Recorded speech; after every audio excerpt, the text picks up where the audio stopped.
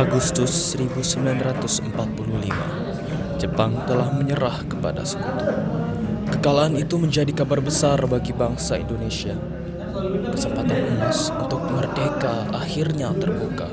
Namun perbedaan pendapat muncul antara kaum muda dan kaum tua mengenai waktu dan cara memproklamasikan kemerdekaan. Keadaan tidak bisa dianggap ringan. Jepang memang sudah kalah, namun masih belum stabil keadaannya. Kita tidak boleh gegabah. Benar Bu Karno, jika kita salah langkah, rakyat bisa menjadi korban. Betul, dan saya paham bahwa pemuda mendesak kita untuk segera memerdekakan negara ini. Namun lagi-lagi, kita tidak boleh gegabah. Mereka tetap kita patuhi. Tetapi kita juga harus memikirkan dampaknya. Di saat Bung Karno dan Bung Hatta sedang berdebat, tiba-tiba Sukarni dan Khairul Saleh sebagai perwakilan dari kaum muda datang. Bung Hatta, kami datang membawa tuntutan rakyat. Jepang sudah kalah. Ini saatnya Indonesia menyatakan kemerdekaan. Kesempatan seperti ini tidak datang 2 hari. Jika kita menggunakan terlalu lama, Sekutu akan datang dan kita bisa dijalankan kembali. Tenanglah, kami memahami semangat kalian. Maaf, Bung Hatta, tapi rakyat sudah berkorban. Jangan menunggu sidang PPKI. Itu bentuk Jepang. Kemerdekaan harus atas kekuatan kita sendiri, bukan seperti siapapun. Mendengar hal tersebut, Bung Karno pun murka. Bukan karena tersinggung, namun karena ia juga sudah berjuang untuk memerdekakan negara ini. Hanya saja caranya berbeda. Ia ingin mengambil cara yang paling aman agar tidak ada korban yang berjatuhan. Kira saya tidak menginginkan kemerdekaan. Saya setiap hari berjuang untuk kemerdekaan. Namun apa gunanya jika kemerdekaan dibayar dengan pertumpahan darah yang sia-sia? Rakyat sudah lama menderita, Bung. Justru karena itu mereka siap mempertahankan kemerdekaan. Jika kita ragu sekarang, sejarah tidak akan memaafkan kita. Kami tidak ragu, kami hanya ingin memastikan bahwa proklamasi ini benar-benar menjadi milik seluruh rakyat Indonesia.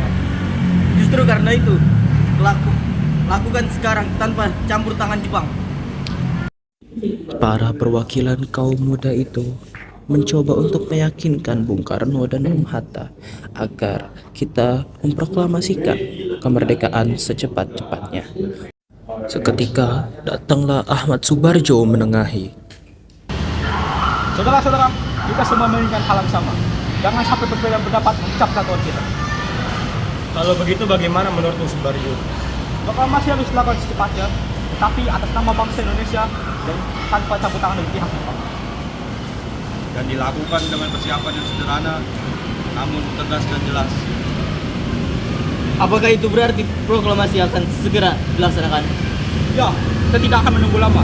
Kita akan menulis teksnya sendiri dan kita akan segera umumkan kepada rakyat. Kalau begitu, kami setuju. Yang penting adalah kemerdekaan tidak diberikan oleh negara lain.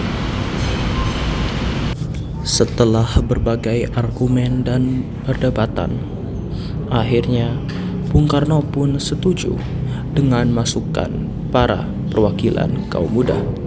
Namun, dengan beberapa syarat.